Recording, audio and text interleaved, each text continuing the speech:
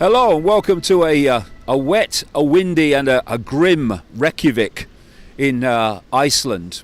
I'm in the square in front of the Parliament building where a lot of change has taken place in this country since 2008, financially and in terms of government personnel change, as a result of this square being filled with people protesting about situations they were saying, we're not having it.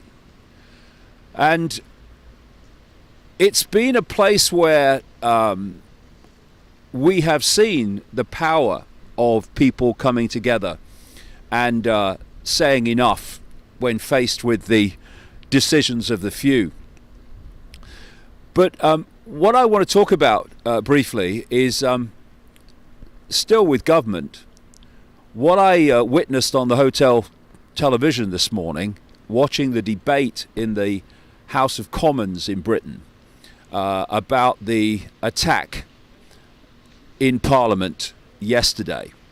It was a debate that followed a statement by the Prime Minister, Terrorism May, on the background to what happened.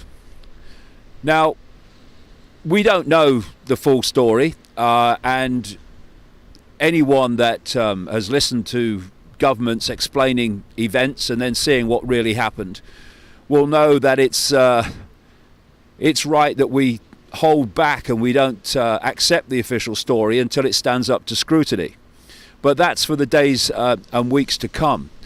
The point I want to make is the stunning hypocrisy that I saw in that parliamentary debate. First of all, we should be thinking of the families of those who died and those who've been injured, some of them badly.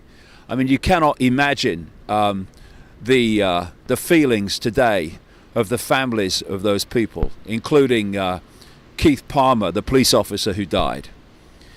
And that's bad enough.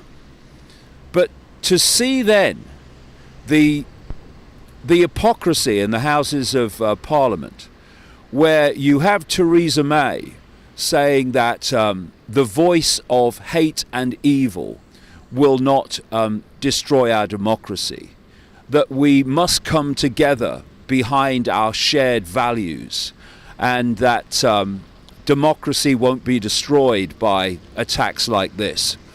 I mean, there's a number of things that come from that in terms of hypocrisy. First of all, terrorism has done enormous damage to democracy. It's no good hiding the fact and saying it won't. It has. And one of the things that can be shown in relation to that is the very Snoopers Charter that was orchestrated through Parliament by Theresa May, both as Prime Minister and before that as Home Secretary. This is a surveillance law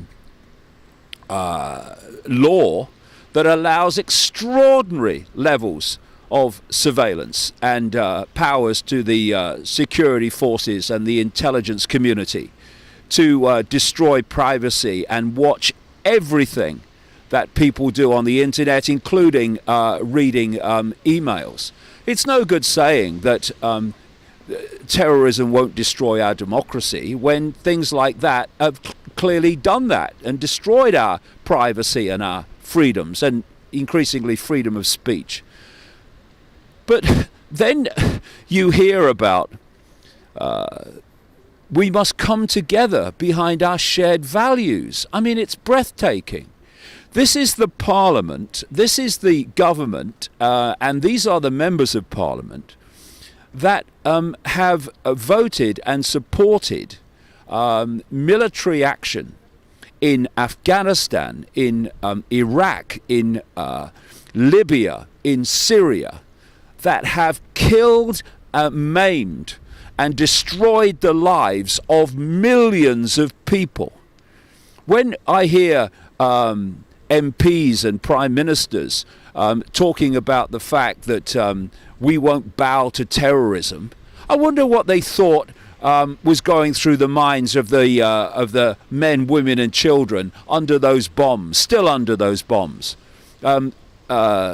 coming from the sky from planes out of America and Europe.